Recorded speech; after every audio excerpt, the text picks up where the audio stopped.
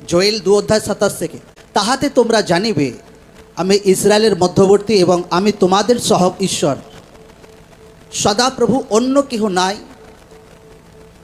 এবং আমার প্রজারা কদাচ লজ্জিত হইবে না। Amen, amen. ঈশ্বরের বাক্য বলছে, আমি ইসরায়েল লোকদেরকে ঈশ্বর বলছে যে আমি তোমাদের লাইফে এমন কার্য করব, দুনিয়া জানতে পারবে যে আমি জীবিত ঈশ্বর আছি, আর তোমরা কখনো লজ্জিত হবে না। তোমাদের জীবনে এমন কিছু কার্য করব, কি সেই কার্যটা কি ছিল, যে এমন কিছু কার্য যে তোমাদের দ্বারা আমার মহিমা হবে, তোমরা কখনো লজ্জিত হবে না। সেটা হচ্ছে পবিত্র আত্মার ভরপুরি। এখানে লেখা আছে 28 পদে, আর তৎপরে এইরূপ ঘটিবে, আমি মর্ত মাত্রের উপরে আমার আত্মা সেচন করিব, আর তাহাতে তোমাদের পুত্র কন্যাগণ ভাবাড়ি বলিবে, তোমাদের প্রাচীনরা স্বপ্ন দেখিবে, তোমাদের যুবকেরা দর্শন পাইবে, আর তৎকালে আমি দাস দাসীদিগের উপরেও আমার আত্মা সেচন করিব। সকলে বলুক আমেন।